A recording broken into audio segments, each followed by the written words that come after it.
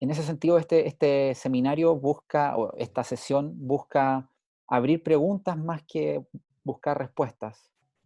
Así que espero que no haya mucha gente buscando certidumbre en un seminario sobre incertidumbre. Voy a, Em, voy a darme un y espacio bueno, con mejor señal, porque parece que soy yo el de la mala señal. Dele nomás, estimado, discúlpeme.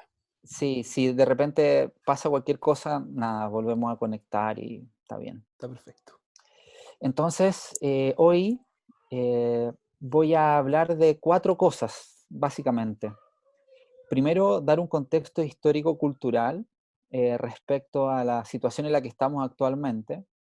Voy a hablar un poquito, muy poquito. Yo no soy historiador, yo soy psicólogo, pero sin embargo creo que es súper importante tener una perspectiva amplia de lo que está pasando y también saber que no es la primera vez que ocurre una pandemia como la que estamos viviendo y, y más allá de lo histórico, que no es mi tema, es que las distintas eh, pandemias han generado la oportunidad de pensar ciertas cosas y han generado ciertos cambios sociales. Entonces la pregunta es, ¿qué cambios puede generar la pandemia actualmente? ¿O qué cosas más bien revela?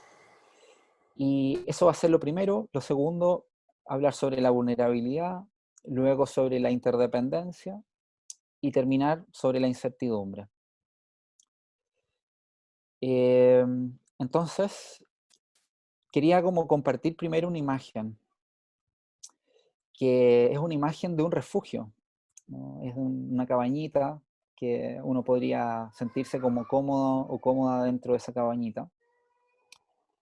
Y la pregunta es como, ¿dónde podemos tomar refugio o dónde podemos guarecernos en un contexto de incertidumbre? Y bueno, voy a explorar un poquito ese tema y al final de la sesión quizás podamos tener algunas nuevas preguntas. Eh, Partamos por el contexto histórico-cultural. Eh, Estamos hoy día viviendo una pandemia mundial. Esto es muy increíble porque hay prácticamente un tercio de la población mundial confinada, o no me gusta la palabra confinamiento, está en retiro, está en su casa, eh, y, y es probablemente, no lo sabemos, no sabemos si va a volver a pasar o no, eh, hay mucha especulación al respecto, pero lo que sí sabemos es que no es la primera vez que ocurra en la historia de la humanidad. Ha pasado varias veces y en condiciones súper distintas a las actuales. Por ejemplo, eh, la primera pandemia registrada en la historia, por lo menos lo que yo indagué, es la peste de Justiniano en el siglo V, que afectó enormemente a esa ciudad, prácticamente devastó la ciudad, mató al 40% de Bizancio eh, y, y duró varios años. Y es la primera pandemia registrada en la historia, por lo menos la gran pandemia. ¿No? Luego, quizás una de las más conocidas en la historia de la humanidad es la peste negra. Mm. Déjenme mover una cosita acá. Ahí sí. La peste negra en Europa, que fue en el siglo XIV, que devastó, por ejemplo, la península ibérica, eh, gran parte de Europa. Hubieron varias olas de esta peste que duró varios años. Incluso leía que eh, hubo registros hasta el año 1900 de la peste negra, que era la peste bubónica. Mm. Y claro, imagínense en la Edad Media tener una peste, ¿no? Eh, no es como hoy, donde podemos tener la tecnología que tenemos. eh, es unas condiciones tremendamente distintas, ¿no? Y gran parte, una cosa que quería decir es que debido a la peste negra, después hubo un gran desarrollo científico tratando de entender lo que pasó, y de hecho es uno de los factores precursores del Renacimiento. Mm. O sea, generó de alguna manera, no quiero decir que hubo una causa de esto, pero sí fue un factor que influyó que después hubiera un florecimiento cultural. Entonces, de alguna manera la pandemia generó un cambio macro. Eh, Mucho más recientemente en la historia de la humanidad tenemos la gripe española en el año 1918, eh, que el nombre es engañoso porque no es que surgiera en España, de hecho dicen que surgió en Estados Unidos, pero como era en un contexto de guerra, post Primera Guerra Mundial, eh, y en ese momento España era un país neutro, era el único que daba datos sobre la gripe, pero fue una tremenda peste para Europa y para América, ¿no? Eh, Pensemos que las dos anteriores eran europeas, ¿no? Bueno, Bizancio está donde hoy día está Turquía, eh, pero la gripe española afectó al planeta completo, ¿no?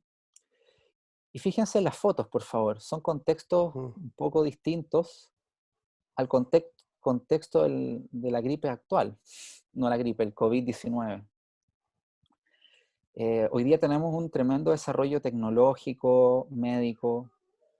Eh, yo llevo en Ñuñoa Norte casi 2 meses confinado y pienso que es mucho tiempo, pero 2 meses no es nada comparado con los años en que pasaban mm. las pestes anteriores.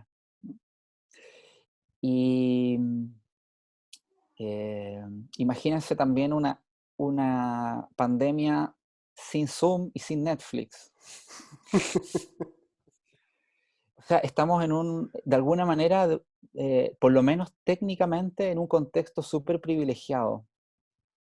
Ya se dice que va a haber una vacuna de aquí a por lo menos un año, hay varios equipos de investigación trabajando en eso. Entonces, por lo menos desde lo técnico hay mucho avance, ¿no? Y aunque sean 2 meses no es nada comparado con lo que fue la vivencia de las personas en las pestes anteriores. Sin embargo, hay algunas cosas que compartimos de las gripes anteriores o de las pandemias anteriores, que somos el mismo ser humano que está afrontándola, básicamente, nuestra biología, nuestra mente, nuestra psique, no es tan distinta a la de alguien de la Edad Media. Bueno, esto es discutible, hay gente que puede decir que sí, pero hay aspectos comunes, tenemos algunos aspectos comunes como humanidad que nos hacen afrontar desafíos más o menos parecidos ante situaciones así de desestructurantes, ¿no? Y así de inciertas. Y entonces la pregunta que yo quisiera invitarles a hacernos juntos es ¿qué revela esta pandemia de nosotros?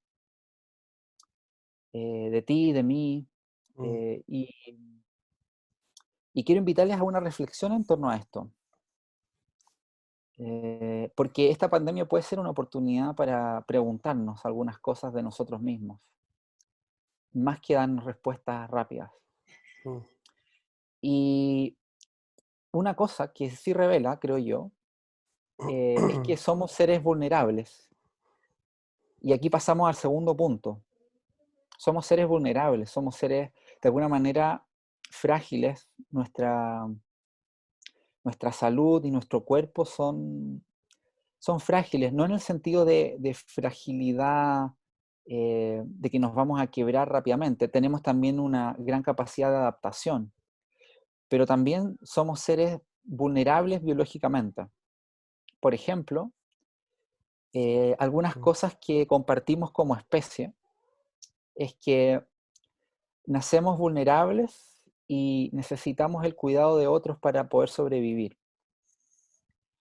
Eh, la naturaleza humana, eh, nuestra biología, nos hace nacer más o menos a los 9 meses, mm, justo en la edad en que podemos salir por el canal de parto de nuestra madre. Si creciéramos más tiempo, no podríamos salir, y si estamos mucho más pequeños, no, seríamos muy inmaduros. Bueno, hoy día tenemos la tecnología para poder vivir en incubadoras varias semanas, ¿no? Pero somos, si uno lo compara con otros animales de la naturaleza, somos súper más frágiles que otros. Por ejemplo, puse ahí una foto de una jirafa bebé. El otro día descubrí que una jirafa recién nacida se demora 30 minutos en ponerse de pie, 30 minutos, y 1 hora y media en galopar, así como en correr. Oh, qué locura. Y un ser humano, ¿cuánto se demora en ponerse de pie? Más o menos 1 año, ¿no? En poder caminar. Y, y en ser autónomo, nos demoramos, podemos demorarnos décadas, ¿no? Sí, mucho. Y lo que quisiera resaltar es que tú y yo, para poder estar aquí hoy, para poder venir a este seminario, eso fue posible gracias a mucha gente que te cuidó cuando eras muy chico. De hecho, los que somos papás y mamás sabemos que no podemos descuidar a nuestro hijo ni siquiera un par de horas, porque, porque no pueden sobrevivir si los descuidamos un par de horas o un día. Un día es mucho tiempo para un bebé. Entonces, quisiera resaltar como la importancia del cuidado. Y ese cuidado surge porque somos vulnerables. Eh, el cuidado es el que nos permite la supervivencia como especie. Y también, ah, ligado con el cuidado, hay un interés altruista y prosocial que de alguna manera está instalado dentro de nuestras capacidades como especie. Y aquí yo quisiera hacer una pequeña pausa en el sentido de decir que quizás muchos de los discursos que tenemos son a partir de una visión del ser humano como egoísta, autónomo, independiente. eh, en eso ha contribuido también la psicología, por ejemplo, ciertas visiones del ser humano que tiene, por ejemplo, Freud decía que el ser humano era un perverso polimorfo, como instalando la sospecha, ¿no? Y otro autor importante que también de alguna manera se le ha atribuido que los seres humanos somos eh, egoístas o luchamos por la supervivencia de nosotros mismos nada más y de los cercanos, es Darwin. Sin embargo, Darwin también planteaba que los seres humanos tenemos la capacidad de ser compasivos y que la compasión está al servicio del cuidado de la especie. Les quiero mostrar, me voy a saltar una lámina, perdonen, una frase de Darwin, que a mí me gusta mucho, que va un poco como contra la idea que uno tiene de Darwin. Dice, nos sentimos impelidos a aliviar el sufrimiento de otros, de manera que nuestros propios sentimientos dolorosos sean al mismo tiempo aliviados. Pero por más complejo que sea su origen, como es de gran importancia para aquellos animales que se ayudan, perdón, y que se defienden mutuamente, habrían aumentado por selección natural, porque aquellas comunidades que incluyen el mayor número de miembros con más compasión, habrían florecido mejor y criado el mayor número de retoños. A mí lo que me sorprende es que esta frase la dice Darwin, ¿no? Y uno tiene la idea de que Darwin habla de la supervivencia del más fuerte, y la verdad es que Darwin nunca usa el término fuerte. Darwin usa el término la supervivencia del más apto. Y apto no es lo mismo que fuerte, No. ni fuerza física, sino que tiene la aptitud para sobrevivir. Y uno de los aspectos que contribuye a la supervivencia es, como dice esta frase, la compasión y el cuidado. Y sin ese cuidado no podemos sobrevivir como especie. Entonces, eh, como corolario de lo anterior, somos seres vulnerables, pero que tenemos también la capacidad de cuidarnos y de cuidar a otros, cuidarnos a nosotros mismos y de cuidar a otros. Y para eso se requiere esta capacidad altruista y compasiva, casi como un aspecto primario de nuestra naturaleza. Pero lo loco de esto es que esto no ha sido muy visibilizado, sino que hemos más bien visibilizado discursos de independencia, de fortaleza, de competencia. Y bueno, quiero mostrar una lámina que muchos amigos conocen, pero muchos otros no, que es de Paul Gilbert. Él es un psicólogo evolutivo inglés que de alguna manera complejiza que nuestra mente y los sistemas de regulación emocional no es solo competir y no es solo luchar por la sobrevivencia, eh, no es solo buscar seguridad, como aparece acá en el sistema rojo de amenaza y búsqueda de seguridad, sino que también los seres humanos tendríamos, junto con eso, que también es parte de nuestra naturaleza, la capacidad de actuar buscando un propósito, el sistema azul de vitalidad y excitación, y hay varios sistemas neuronales y hormonales que se activan cuando se activan estos sistemas de regulación emocional. Y también habría un tercer sistema de regulación emocional que es el del vínculo y la amabilidad. Esta es una hipótesis, por supuesto, no es que sea una verdad absoluta, pero a mí me gusta mucho porque muestra que los seres humanos somos complejos y que un aspecto muy primario podría ser el vínculo y la amabilidad. Mm. Y hay evidencia que un poco va en esta dirección. Les quiero mostrar un videito eh, que de alguna manera refleja esta vulnerabilidad y al mismo tiempo cuidado que está en nuestra primera infancia. Eh, Vamos a verlo. Dura unos segundos.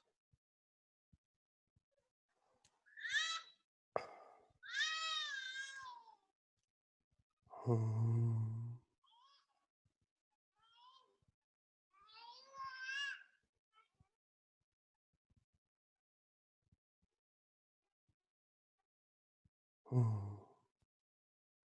Mm.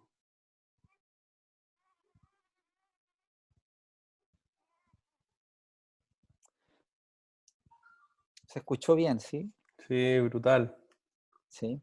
Es muy lindo este video, ¿no? Porque, bueno, a mí se me siguen parando los pelos al verlo, porque muestra como una capacidad muy, muy innata, por decirlo así, de cuidado hacia otro. De hecho, hay investigaciones que muestran que el llanto de un bebé es un poco intolerable después de un rato, ¿no? Y eso está también al servicio de la supervivencia del bebé, ¿no? Los papás necesitamos ir a calmarlo para, eh, para cuidarlo, ¿no? Bueno, estos son algunas pinceladas que muestran de la importancia que tiene el cuidado y sobre todo lo vulnerable que somos los seres humanos. Y aquí les quiero compartir una cita de Brené Brown, que es una trabajadora social norteamericana que ha investigado el tema de la vulnerabilidad. Y dice esto, que es muy bonito, dice: sé que la vulnerabilidad es el núcleo de la vergüenza y el miedo, pero también es el lugar donde nace la dicha, la creatividad, la pertenencia y el amor. La vulnerabilidad es el lugar de nacimiento de la conexión y la ruta de acceso al sentimiento de dignidad. Y ella habla de la valentía o el coraje de ser vulnerables. Y es muy interesante eso, porque muchas veces por nuestra educación tendemos a mostrarnos fuertes, a mostrarnos invulnerables. Pero es muy como contraintuitivo que, según la investigación que ella hace, la vulnerabilidad es uno de los aspectos más centrales del éxito. O sea, las personas que les va bien en la vida tienen la capacidad de ser vulnerables o de mostrarse vulnerables. Eso no quiere decir que se lo muestren a todo el mundo, ni que estén frágiles en cada momento de su vida, sino que con aquellas personas que se han ganado de alguna manera el privilegio de compartir esta vulnerabilidad, estas personas son capaces de abrirse. Y eso tiene una tremenda riqueza, ¿no? Que nos muestra y nos conecta con otros. Quiero mostrarle otro videito eh, que dura también unos segundos, que es de una investigación que está haciendo el Max Planck Institute sobre conductas prosociales y altruistas en niños pequeños. son estudios muy lindos, tienen mucha investigación, y este es un fragmento de un video de Barnecker que muestra cómo niños muy pequeños tienen la capacidad de prestarle atención a otro y actuar para ayudarlo.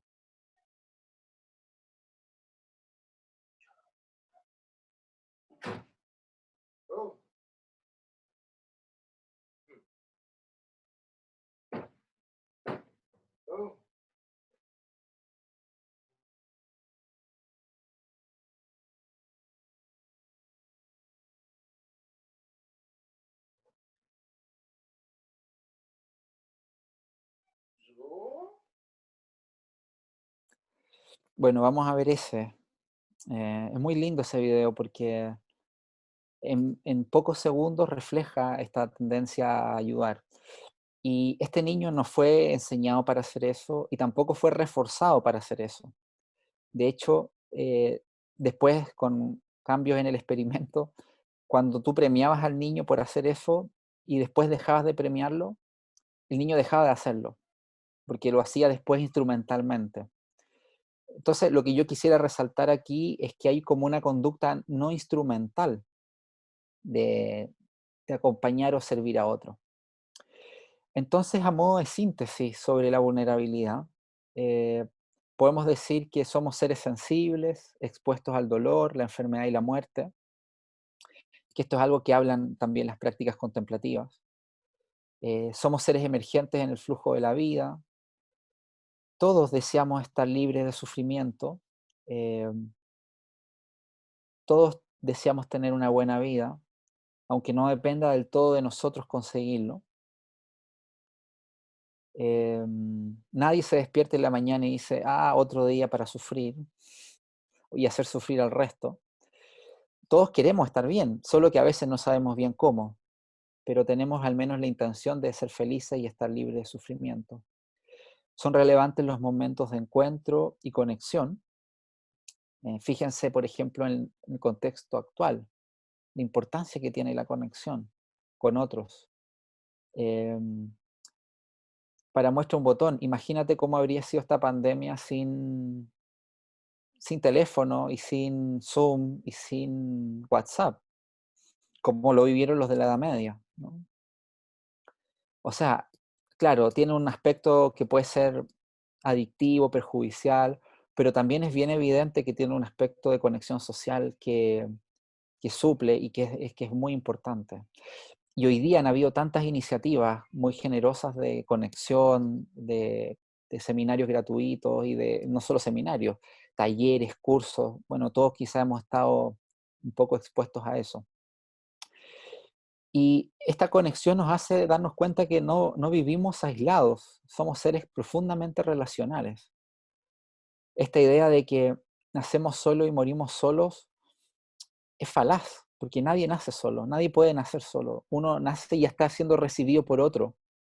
Eh, entonces, somos muy relacionales y también al final de nuestros días probablemente también vamos a despedirnos con otros. Y eso me lleva al segundo punto, bueno, tercero en realidad, porque el primero el contexto. Vulnerabilidad, interdependencia. Somos seres interdependientes. De nuevo, un poco contraviniendo a la imagen popular que somos seres autónomos y autosuficientes. Eh, Somos tremendamente interdependientes.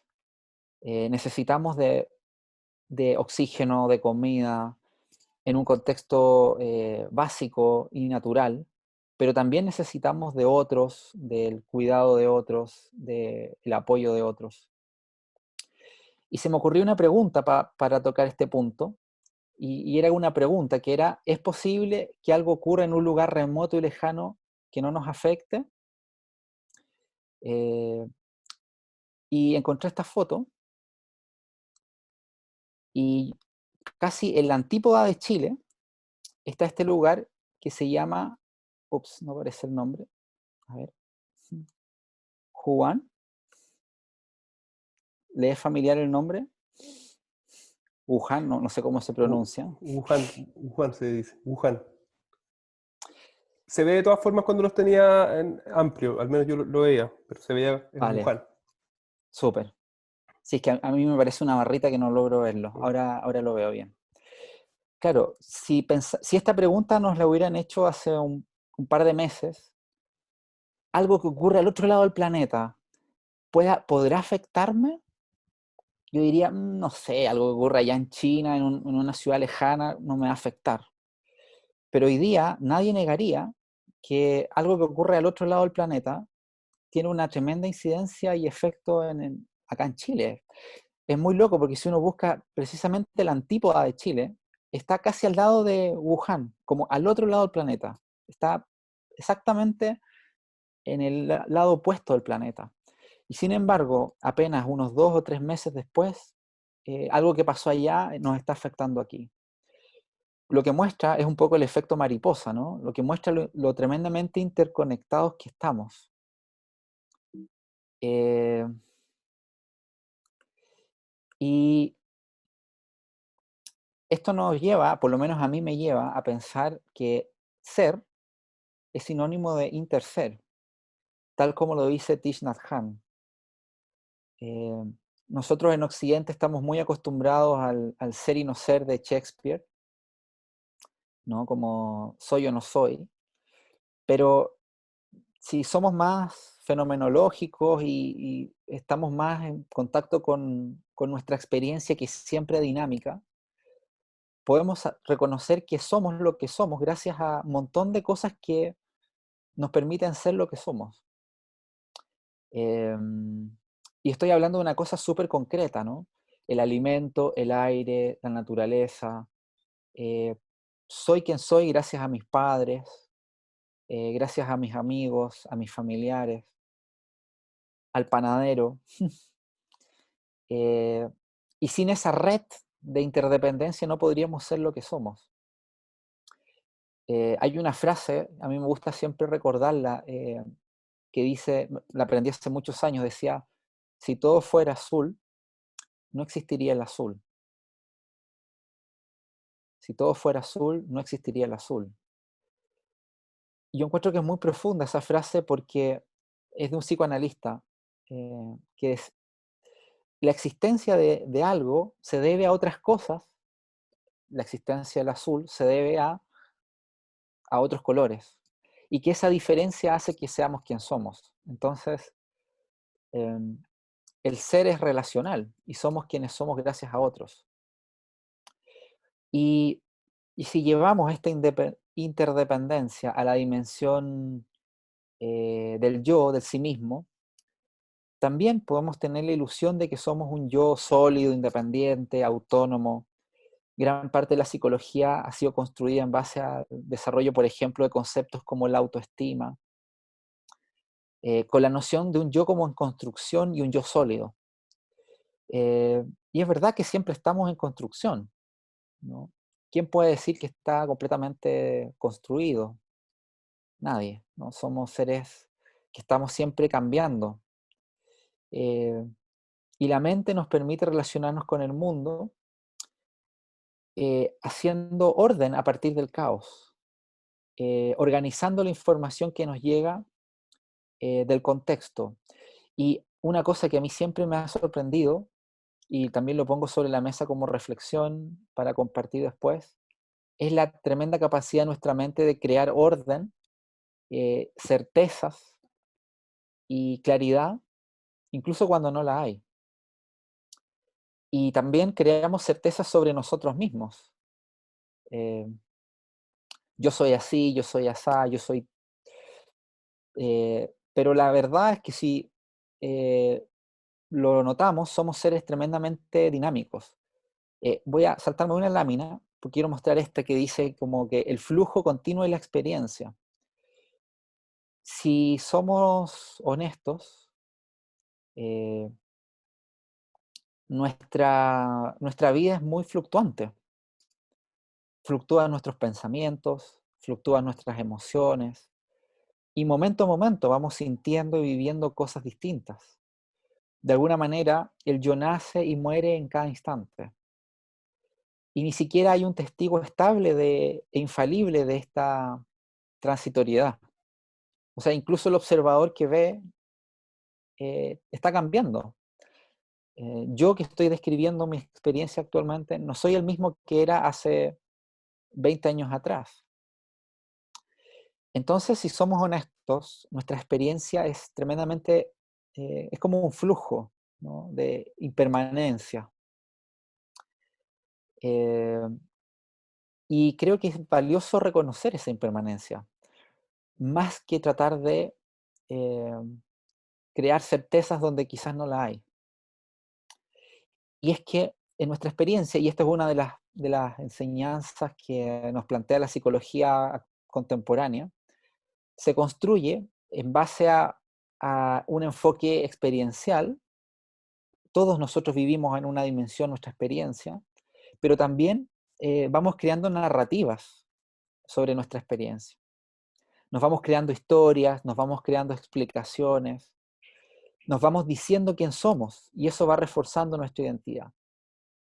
Esta es una distinción que hace Daniel Kahneman, que es un psicólogo y es uno de los pocos psicólogos que ha ganado el premio Nobel, ¿no? Es un premio Nobel de Economía. Y es interesante porque estas dos son las dos vías desde las cuales construimos nuestras referencias de nosotros mismos, pero son impermanentes, ¿no? Los cuentos que nos contamos de nosotros mismos son cuentos que tienen mucha importancia, por supuesto, son narrativas, son historias, pero no son una verdad absoluta, son historias y que tienen un valor en ese sentido. Y gran parte de esta construcción, de esta historia y de esta aparente independencia lo tiene nuestro cerebro. Aquí puse una foto muy sencilla de la corteza prefrontal, que junto con el neocórtex juegan un rol central en la construcción de nuestra identidad. Eh, la corteza prefrontal medial juega un rol en la construcción de nuestra identidad y en de alguna manera la ilusión de un yo sólido y estable. Este tema yo sé que da para mucho, yo creo que lamento no poder profundizar más en estos temas, pero eh, ya vamos a tener tiempo para conversarlo. Somos seres que construimos seguridades y certezas sobre nosotros mismos. Y un estudio que encontré, que lo encontré súper interesante, es un estudio que se hizo en Estados Unidos sobre el narcisismo. El artículo tenía un nombre muy interesante, como Egos inflados a lo largo del tiempo. Y es un metaanálisis que muestra cómo a lo largo del tiempo la cantidad de personas con rasgos narcisistas han ido aumentando en Estados Unidos. Eh, Probablemente se debe a muchos factores, pero uno de ellos puede ser que la cultura de alguna manera influye en que, y los discursos influyen en que nos vamos creyendo más autónomos y más autosuficientes. No sé qué pasaría si hiciéramos esto en Chile, o en los países de Latinoamérica, o en los países donde estamos. Y la cultura influye mucho en esto. Este es un chiste que lo tomé del libro de El ser relacional de Yergin, que una mamá le dice a un niño: debes ser sensible ante la realidad de que el resto de los niños es inferior a ti. No es muy bonito lo que le dice, pero muestra cómo la influencia social afecta la construcción de nuestra identidad, ¿no? Cómo lo que nos dicen otros o las comparaciones van afectando quién creemos que somos. Y a propósito de comparaciones, les quiero mostrar un video también muy cortito de una investigación que muestra los efectos que tiene el compararnos, eh, bajo la premisa, y desde mi perspectiva por lo menos, de que eso es una ilusión, la comparación con otros es siempre una ilusión. Bueno, les voy a mostrar el video y después podemos comentarlo.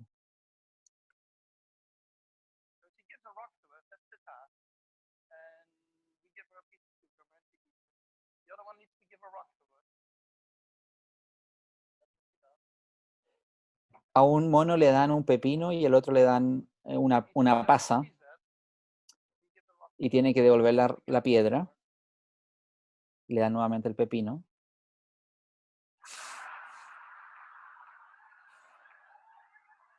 no le gusta que le den pepinos a él y pasas al otro. Y reclama, por supuesto.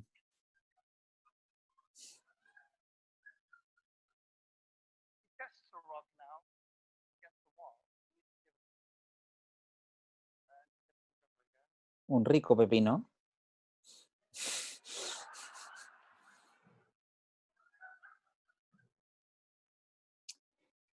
Bueno, el pepino era rico hasta que vio que al otro mono le daban pasas. Y es muy potente el tema de la comparación social, ¿no? Ver cómo les va a otros también va definiendo nuestra manera de vernos a nosotros mismos.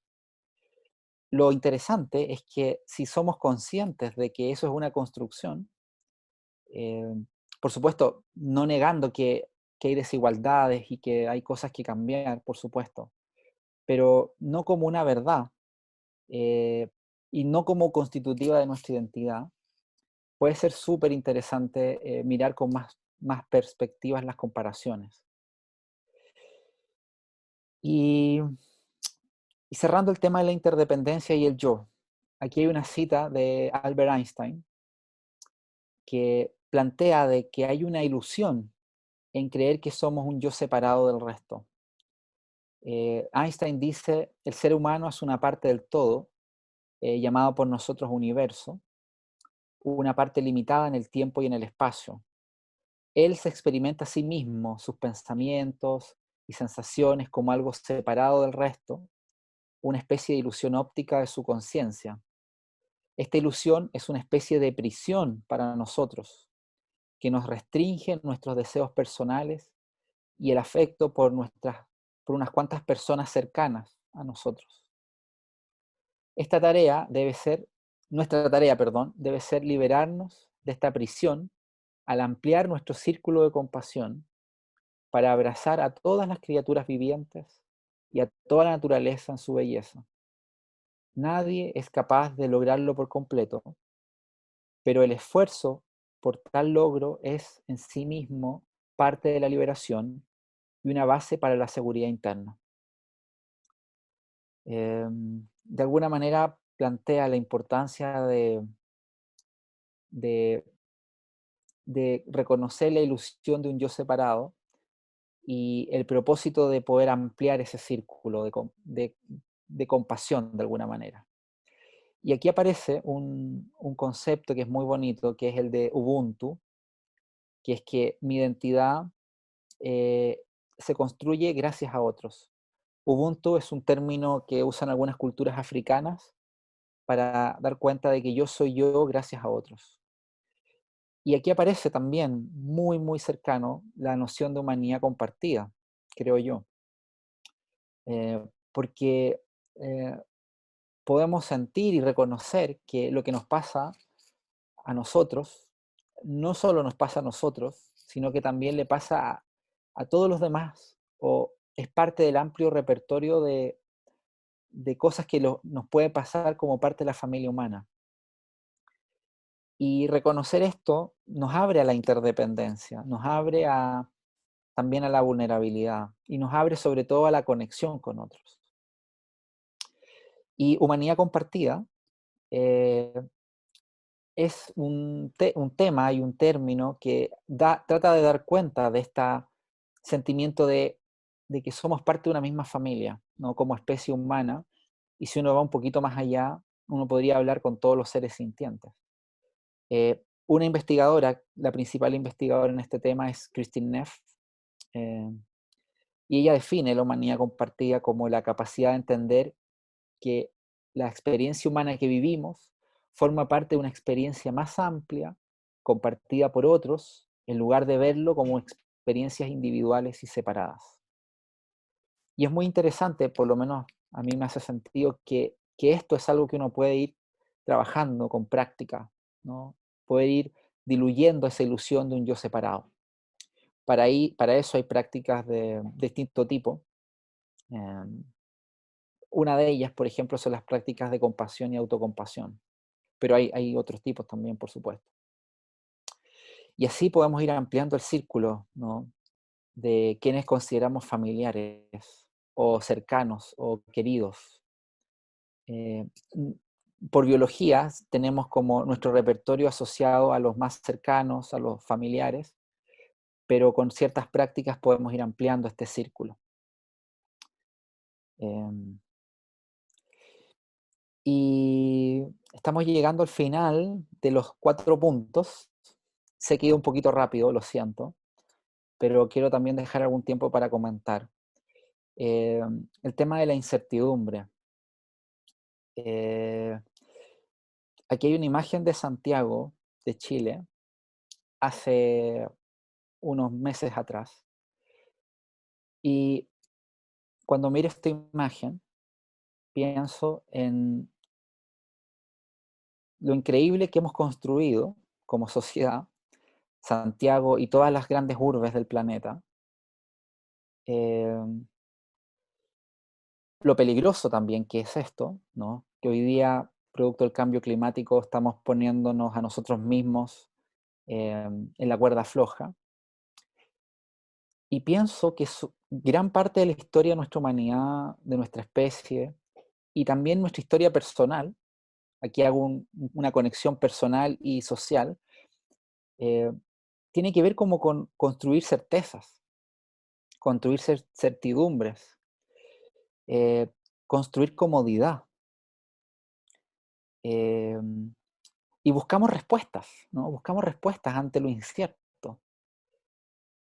Pero tenemos un tremendo potencial de transformación si decimos paso a las respuestas fáciles y nos abrimos y nos dejamos estar un ratito en lo incierto, sin dar respuestas fáciles.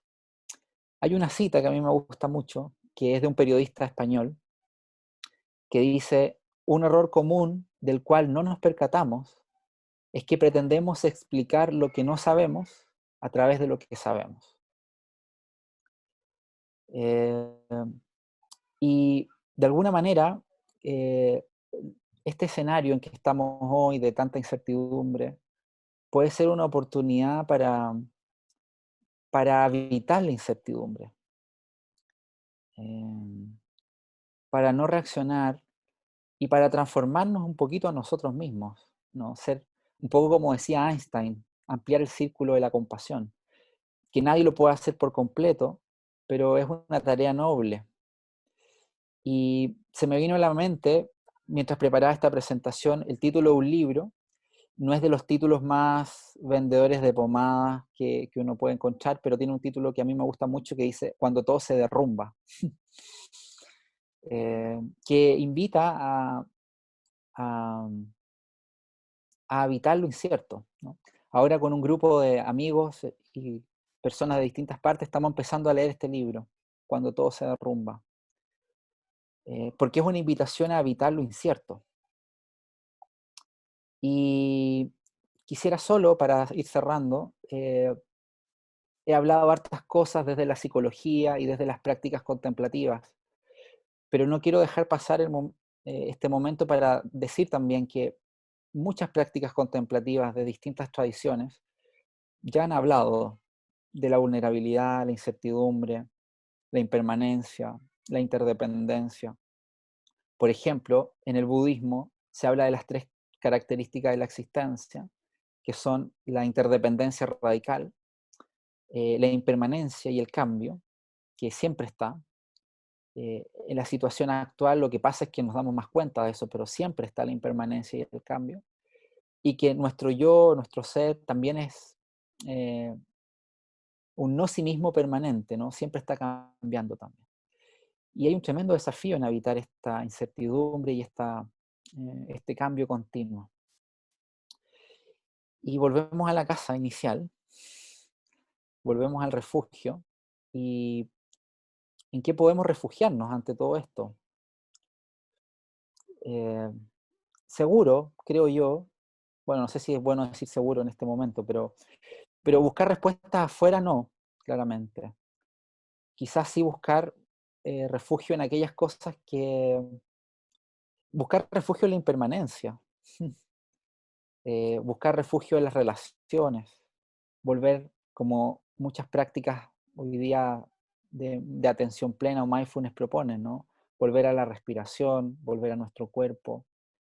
Y en el fondo es volver a la incertidumbre y al flujo continuo de nuestra experiencia. Quizás sea lo único donde podemos tomar realmente refugio, ¿no? En nuestras relaciones significativas, en el amor, en la compasión, en la bondad y, y en el continuo fluir. Bueno, eh, muchas gracias y tenemos unos minutos para compartir. Sergio, no sé si tú has podido escuchar o comentar algo con... O sea, tengo un montón de preguntas, la verdad que me fueron surgiendo. No quise interrumpirte, la verdad que me parece que todo es todo tan atingente.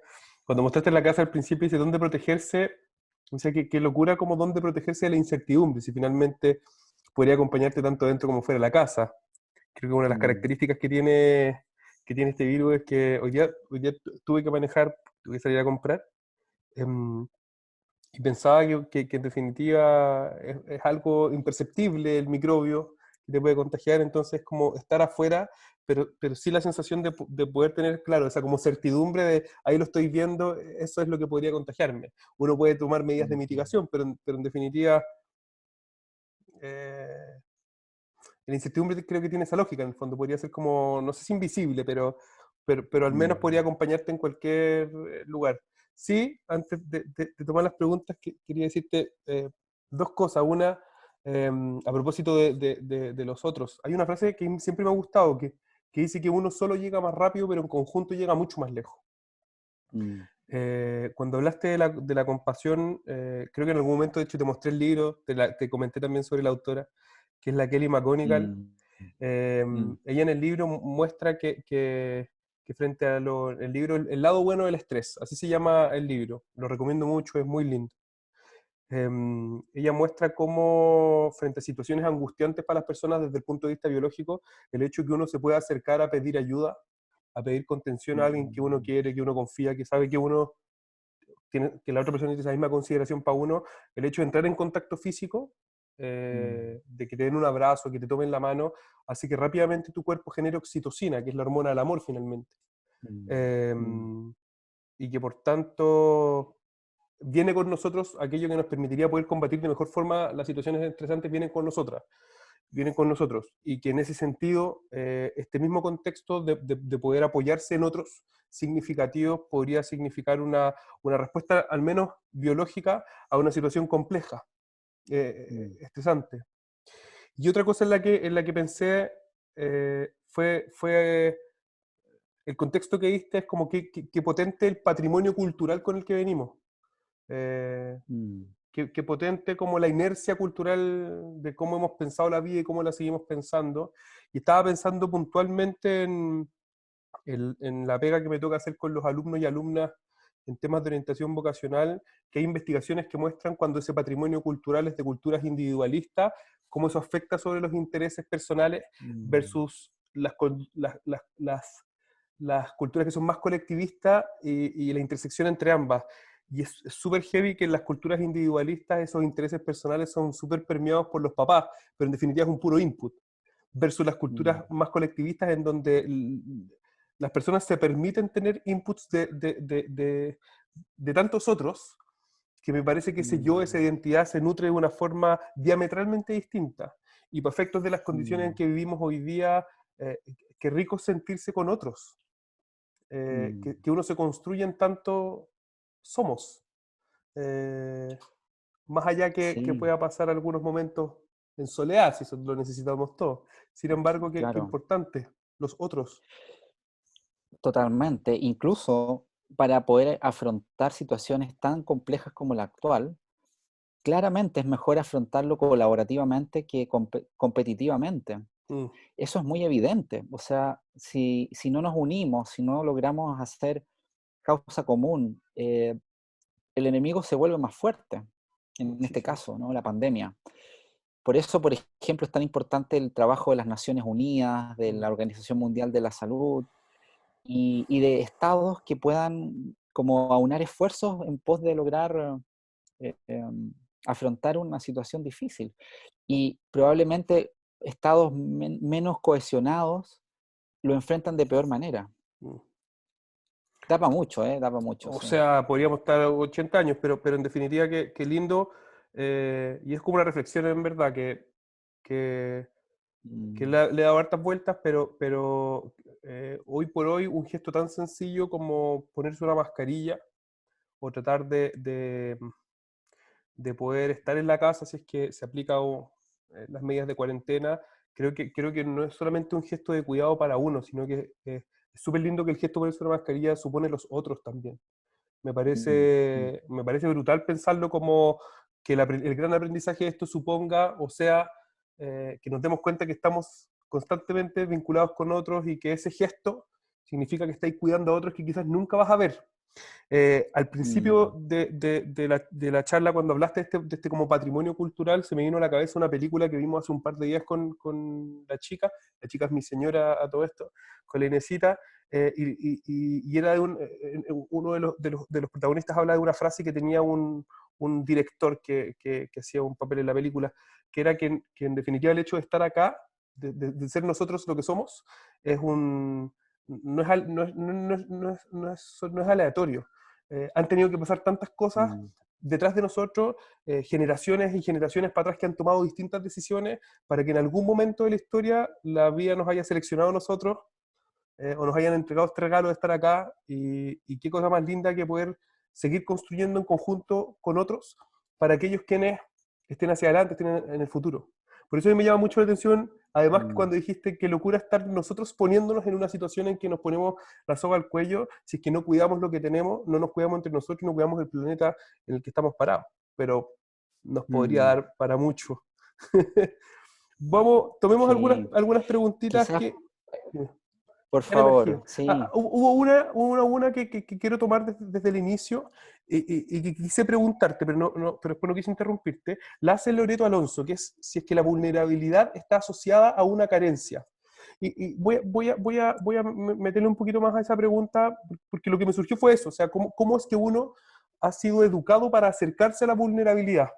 En donde quizás el presupuesto, el entendido, así como uno, Mm, como bien dijiste, como uno mira a Darwin con esa como con esa distancia, decir, pero si tú hablaste de los más fuertes y los más débiles, cuando quizás no fue así, es que la vulnerabilidad ya ha tenido ese sesgo, o por lo menos en nuestra cultura, en el mm. fondo, de que el acercamiento es como no seas vulnerable. Pero bueno, la pregunta, ¿la vulnerabilidad a tu juicio está asociada a una carencia? Eh, yo creo que todos somos vulnerables. Ujú, Eh, tenemos distintas vulnerabilidades. Y por ende, claro, todos somos carentes de cosas. Nadie puede decir que no tiene alguna carencia.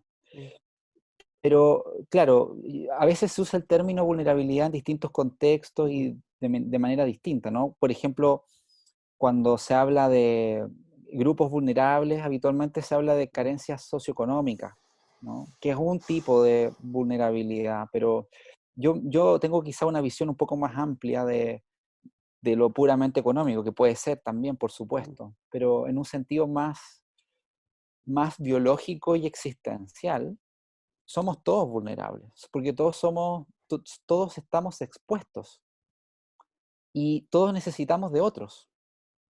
En ese sentido, no sé si la palabra carente sea la más ajustada, habría que pensarlo, pero todos nos complementamos. En ese sentido, no me valgo a mí mismo únicamente, como yo solo, como cuando uno jugaba cuando niño decía, mm. libre yo y no mi, bueno, uno decía cuando niño, libre por mí y por mis Sí, sí, compañeros, ¿no? sí. Eso es muy compasivo, Por mí, por mí, por todos pero mis en la compañeros. vida, claro, claro, y nadie se puede salvar solo, entonces Mm, lo bonito es que nos necesitamos, nos necesitamos. Yo lo veo a mí mismo todo el rato, ¿no? mm, Necesito el contacto con mis amigos, con mi hijo, mm, el abrazo, em, eso es parte de mi ser y no me lo puedo dar a mí mismo solamente. mm. Agradecido. Paulina Flores lo preguntó en el chat y lo preguntó porque está este formato de question and answers que también nos permite que hagan las preguntas. La pregunta, dice si es una pregunta o invitación a la reflexión, pero tiene mucho que ver con lo que estáis planteándose al final, pero ¿cuál sería la ética que debería acompañar a las prácticas más compasivas? Mm, qué muy bella pregunta esa, muy bella. No creo que pueda responderla tampoco. Em, a mí me pasa que eh, cuando me siento vulnerable y, y conecto con alguien que me abraza o me apaña, eh, surge el cuidado. Yo creo que hay una ética que surge del cuidado, em, de, de- de que el otro es tan valioso y yo también soy valioso, ¿no? Los dos somos valiosos, somos seres únicos, cada uno, ¿no? No hay nadie igual a otro en este planeta, ¿no? Somos 7.000 millones o más de personas y no hay ninguna igual a otra.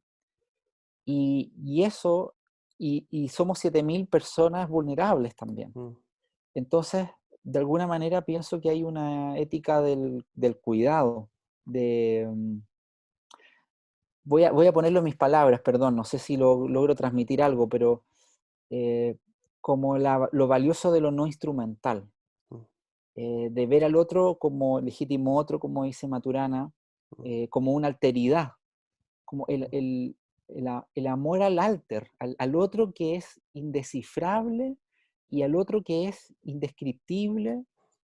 Cuando tú ves la mirada del otro, ves como a un ser humano que no logras captar completamente. Ahí está la humanidad compartida. Y en ese sentido es tan precioso el otro, porque es frágil, igual que yo, en algún momento se va a morir, yo también me voy a morir, es impermanente, ¿no? El momento que estoy con mi hijo, yo no sé qué va a pasar mañana, no tengo idea, pero en este momento el abrazo que tenemos, por lo frágiles que somos, hace que la alternativa ética es el cuidado, ¿no? Y me doy cuenta, hablando, que la invulnerabilidad, la autosuficiencia, la instrumentalización llevan a una ética distinta, mm. ¿no? Llevan a una ética del comercio, ¿no? No sé, de la transacción, de lo instrumental. Bueno, da para mucho. Íbamos contigo y con la Bárbara Porter camino a La Serena a hacer unos talleres. Y la Bárbara, yo no sé si tú ibas en el computador o te quedaste dormido, pero la Bárbara me empezó a contar sobre lo que ella hacía respecto de mindfulness para niños. Y me contó un ejercicio que le hacía a su hijo, que Mm, le enseñaba a inflar la guatita como un globo y a desinflarla como un globo. mm, Y siempre me quedó eso dando vueltas en la cabeza. Y un día estaba haciendo dormir al Borja. Fue un día viernes, fue un día que los pasé a acompañar a ustedes al diploma. Estaban haciendo una actividad, Roberto, entiendo que tenía algo de sentido mm, con indagación apreciativa, y con todo ese, con todo ese torbellino de cosas, me acuerdo que lo estaba haciendo dormir y de repente eh, me agarra la cabeza, como que me abraza, me tapa la cara, pero lo que empiezo a sentir es su guatita, como inflarse y desinflarse. Entonces, en ese mm, momento me acordé de la Bárbara y pensé que impresionante, y conecto con tus palabras, qué impresionante que lo que estoy sintiendo en mi cara es la respiración de mi hijo. Y mm, cómo no estar no solamente presente físicamente, sino cómo no estar acá mentalmente también. mm, No tendría certidumbre de lo que va a pasar mañana, pero tampoco es como que me dio la sensación de que no puedo desaprovechar este momento, no puedo desaprovechar de estar como mm, juntos, de sentirlo. Eh, mm. Y es qué tan fácil irse, mm, ¿no? tan fácil. O Tú dijiste sea, algo en un es cosa comienzo, de mirar el celular y ya. la Eti Rappaport, me acuerdo que en una clase de hijo empezó a hablar de la función de Ribery, la función de espejo, de las mamás, cuando los niños son chicos y tienen la capacidad de poder Mm, interpretar con una cara, con un llanto, con una forma, eh, una necesidad. Y entonces conecto con lo que decís, que impresionante que esa vulnerabilidad nos hace a nosotros, quizás en un espacio de parentalidad o quizás no, podría ser no siendo papá, no siendo mamá necesariamente, pero conectar con otro a un nivel Mm, tan profundo, y nuevamente es como, eh, qué impresionante que si nos tenemos, probablemente todo esto que estamos viendo indistintamente de lo complejo y de la adversidad del día a día pueda ser absorbido desde un approach distinto, como desde una lógica distinta, como, wow, no era necesariamente lo que pensé. mm, Eh, Mira, sí. tomo lo que pregunta Nolvia. Muchas gracias por la referencia. Mi pregunta va más de mi oficio. Ella es profesora y además tengo 3 enanos en casa, kinder, segundo y quinto básico, Mm, como los niños, valor. como tales y como estudiantes. ¿Podrían manifestar esa incertidumbre? O sea, los niños más niños, dado que son niños, así como niños, ¿podrían Mm, ellos manifestar su incertidumbre? Y más importante, ¿cómo nosotros podemos pesquisar esos elementos como para poder apoyarlos? O sea, primera parte, niños mm. de esa edad, kinder, segundo y quinto básico, ¿podrían, a tu juicio, manifestar esa incertidumbre de alguna otra forma? Tremenda pregunta. Yo no soy especialista en niños, así que voy a dar mi opinión nomás. Eh, Además, mi experiencia con mi hijo de 3 años. Y me imagino a tantos papás que están aquí también o escuchando, como que han sido momentos bien complejos esto, ¿no? De lidiar con mayor exigencia, con seguir trabajando, ¿no? Bueno, y al mismo tiempo, a mí un poco la metáfora que se me hace presente estos días es como que estamos viviendo puertas para adentro, le decía a Sergio al comienzo. Mm, Y toda nuestra vida se está condensando puertas adentro, el trabajo.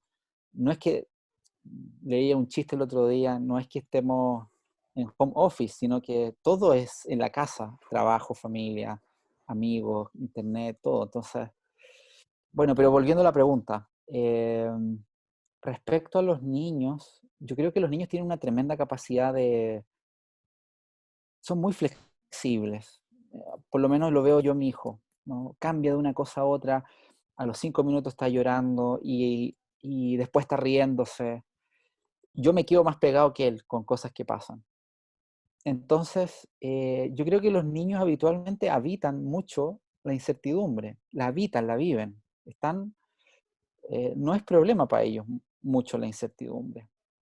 Yo creo que la incertidumbre es problema, particularmente para los que construimos la ilusión de la certidumbre, porque es una ilusión mm, la certidumbre, ¿no? Saber qué nos va a pasar en 2 meses más es una ilusión, creer que sabemos qué va a pasar. Un niño no, o sea, mi hijo no tiene ni una preocupación de qué va a pasar en un mes más, eh, pero fíjense que vamos aprendiendo la ilusión de la certidumbre, la ilusión de que podemos controlar cosas, eh, el afán de control. Y yo creo que nos hace muy bien a todos, incluyendo a los niños, a los adultos, soltar el control un poco, soltar las expectativas, eh, habitar lo incierto. Y yo creo que eso es una buena cosa que le podemos enseñar a nuestros hijos. Y yo creo que ellos lo ven también en nosotros. Cuando nosotros tratamos de controlar todo, yo le digo a mi hijo, no, cuidado, no te vayas a caer. También tengo el temor de transmitirle el miedo. mm, Y está bien, no quiero decir que no haya que hacerlo, obvio, hay que decirle que si no se va a caer, ¿no? Pero mm, eh, lo sintetizaría así. eh, el problema de la incertidumbre es para los que construimos certezas. Y los niños, por lo menos los niños chicos, no viven en la incertidumbre y la disfrutan. Pero cuando más grande, la educación nos va enseñando, mm. lamentablemente, nadie nos enseña a evitar la incertidumbre. Y sería tan importante evitarla, aprender a estar con, con el no saber. Bueno, Que da para mucho también. es una locura, en verdad. Eh, eh, estoy contigo en todo. No voy a decir nada más ni voy a agregar nada más porque en verdad que es cierto, la verdad. Lo más cercano a que a uno le enseñen a ser adaptativo, porque no sabe, pero también concuerdo contigo que hay algo tan, bueno, que yo creo que tiene que ver con lo mismo, ese como cuidado instintivo que puede surgir como papá de intentar controlar ciertas condiciones para que tu hijo esté bien, en lo vulnerable que es. Tú bien mostraste las fotos, que es de un inicio el ser humano comparado Mm, con otras especies, denota ese sentido de cuidado, de protección por otro, como es súper cariñoso y amoroso finalmente. Em, mm, creo hay no recuerdo quién lo plantea como hay un libro de mecanismos de defensa en donde el silencio, que puede ser algo muy brutal para un otro, mm, que uno, ¿sí? mm, Eh, la autora lo planteaba como algo tan cariñoso, toda vez que la persona que se mantenía en silencio era para poder resguardar de lo potente de lo que podían ser sus palabras y de su forma a otros que quería. Entonces, una misma conducta muy mm, agresiva podía ser muy amorosa al mismo tiempo, pero dependía mucho también bueno, esa es la óptica de la autora, me parecía notable. No olvida, te recomiendo lo mm. siguiente, tal como decía Claudio, bueno, ni él ni yo somos expertos en estos temas, sin embargo, la semana siguiente va a estar la José Escobar con nosotros, eh, ella sabe harto de Mm. niños, eh, y va a hablar sobre este como estrés o burnout parental que muchos de nosotros y nosotras pueden, podemos estar sintiendo en estos momentos. Eh, mm, ¿qué? Sí, hay un montón de preguntas, yo Sí, la estoy verdad, mirando algunas, comentarios. Primero que todo, agradecer sí, la a verdad todos que los que se han quedado un poquito más también después del tiempo y a todas las personas brutal. que han hecho preguntas. Quizás no las vamos a poder abordar todas, pero quizás las podemos canalizar. Vamos Sí, a tener el de, chat. de em, todas formas, siempre queda para que ustedes sepan a lo largo de la semana, tenemos dos momentos. Claudio dejó su mail, le vamos a pedir que lo escriba de nuevo a través del chat.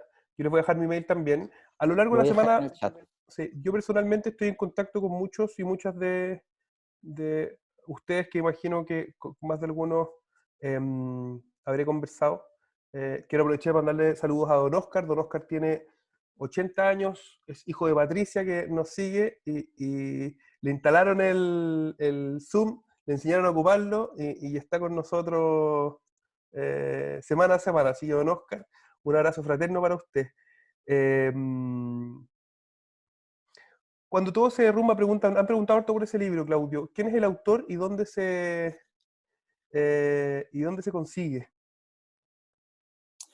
Es una autora, es Pema Chodron, es una monja tibetana, ha escrito libros preciosos. eh, Ella es la autora y se llama Cuando todo se derrumba. Em, sí, y está disponible en Amazon, en Busca Libre, está en formato digital también, así que no debería ser difícil encontrarlo. Si se van un poquito más arriba en el chat, a quienes han preguntado, no recuerdo quién fue, pero fue muy amable en poner el link de Mercado Libre en donde pueden encontrar el, el libro. Eh, Sí. una pregunta que hace Carla Vega, ¿el ego se podría relacionar como una forma de no dejar entrar la vulnerabilidad? ¿Y en qué influye si esto fuera así? Mm.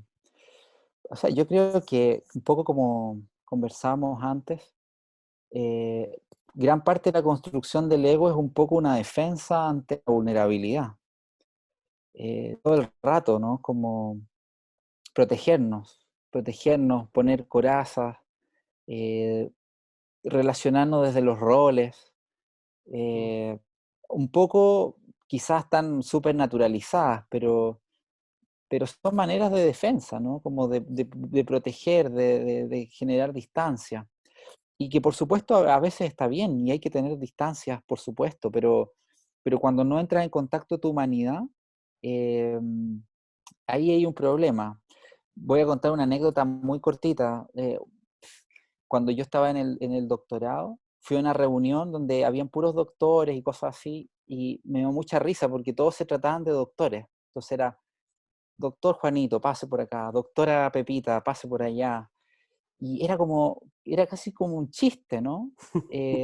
Y a veces, claro, los rótulos, las etiquetas, los roles, las jinetas, mm, son puro ego al final, muchas veces son puro ego, y que detrás de eso uno no puede ver a la persona, ¿no?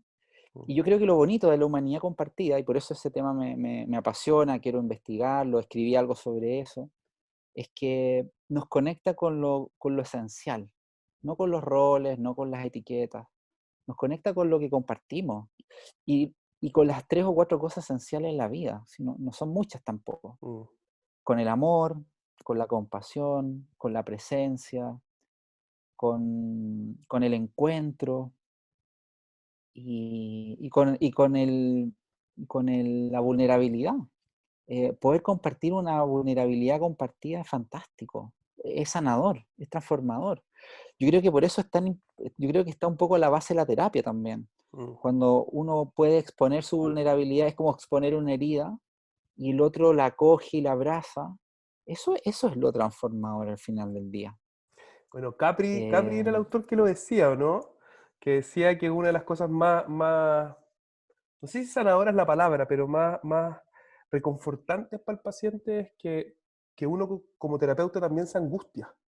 Entonces, cuando tú sientes esto en transferencia y contratransferencia, sientes que el otro, que el terapeuta se angustia contigo, dejaste de pensar en tu problema como una locura que te pasa solo a ti. Otro con este mismo problema también se mm, angustia, por lo tanto eso es lo más confortante finalmente, porque te da una certeza al mm, menos te da tranquilidad, al menos te da espacio para poder verte como alguien normal que tiene una complicación y que otro frente a esa misma es complicación también le que es pasa un ser algo. humano, Y, claro, y- claro, es un y- ser humano, ¿sí? Con un eh, colega escribimos hace unos años atrás un texto que fue muy, muy rayado en ese momento, que era lo que los pacientes nos enseñan a los terapeutas. Eh, los pacientes nos enseñan un montón de cosas, tiempo, para los que tenemos la suerte de estar en esa profesión. mm, Me imagino que le pasa lo mismo a los profesores, los alumnos le enseñan un montón de cosas a los profes, mm, los hijos nos enseñan un montón de cosas a los padres, todo el tiempo, pero como que está un poco invisibilizado, mm, porque estamos como en la lógica eh, como de asimétrica, mm, ¿no? Y claro, hay asimetrías, ¿no? No quiero decir que no es lo mismo ser profesor-alumno, paciente-terapeuta, pero es una asimetría en un nivel, pero en otro nivel más profundo mm, somos iguales y nos mm. pueden enseñar cosas también los otros, pero hay que tener la apertura para recibir.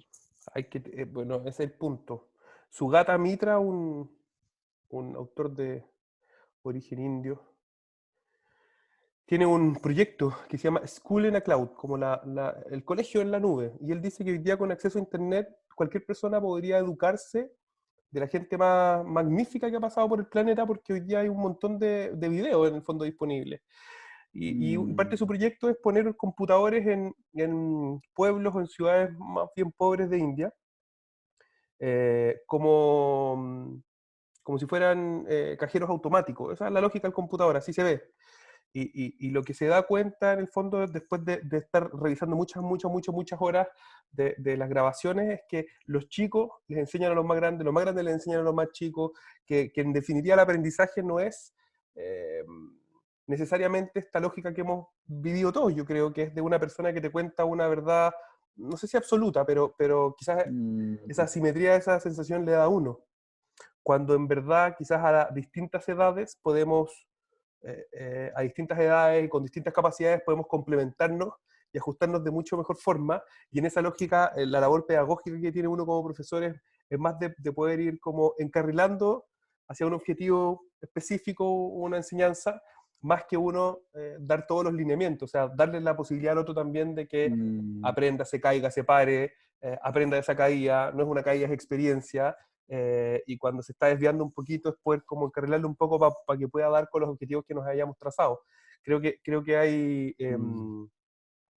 bueno, también da un montón de rato, eh, pero Sí, podríamos estar. Falta sacar el mate y sumar a todos los amigos que todavía quedan aquí, yo que son todavía, como 200, como decía, a conversar. Sí. Oye, Claudio, Bueno, bueno, yo quiero agradecer eso. solamente por todas a todas las personas que han estado presentes, que se han quedado este rato más, que han sido 20 minutos, no menor.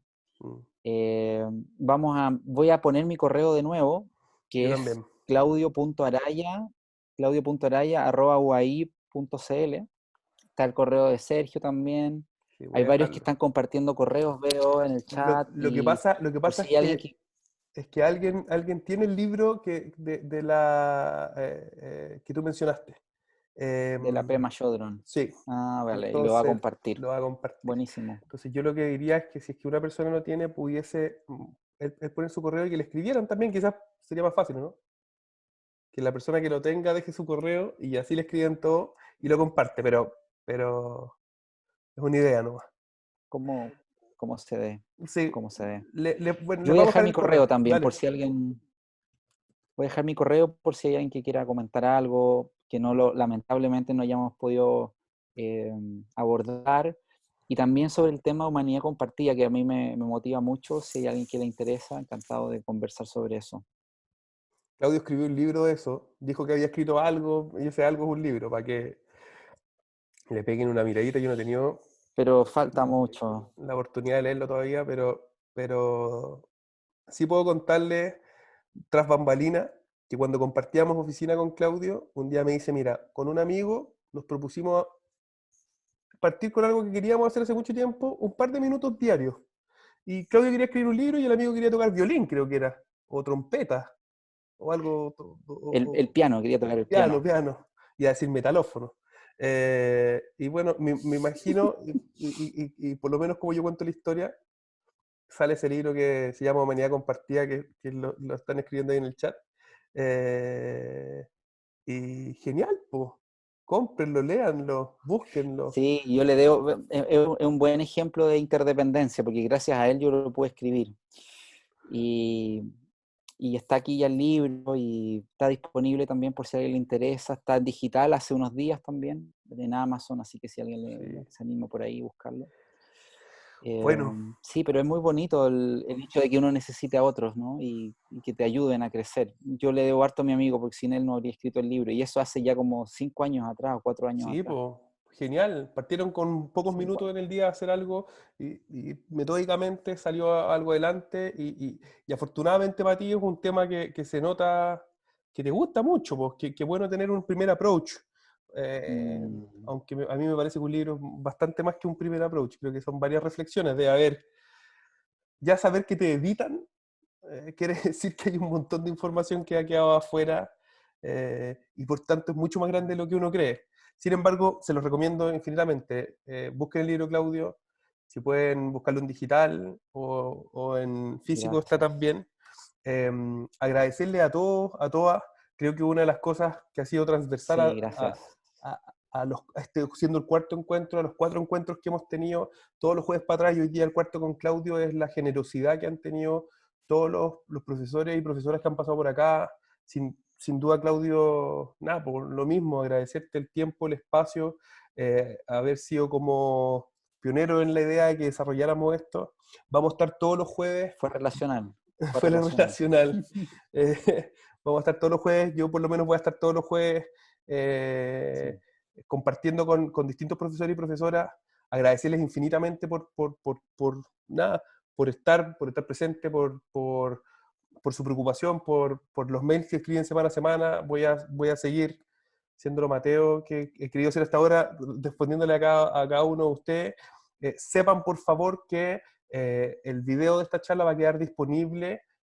Vamos a comentarles aquello en la sección donde están los otros videos de las otras charlas para que puedan revivir la charla. Creo que son momentos tremendos para los contextos en que estamos. Y nada, pues, agradecerles infinitamente su presencia y que se hayan quedado hasta ahora sí, 180 personas con nosotros. La verdad que es genial. No sé si tenías algo más que decir, Claudito. sí. No, gracias. Un abrazo a cada uno y que estén muy bien y espero que estemos en contacto con algunos. Un abrazo grande y que estén muy bien. Sí, un abrazo gigante. Cuídense mucho, ¿vale?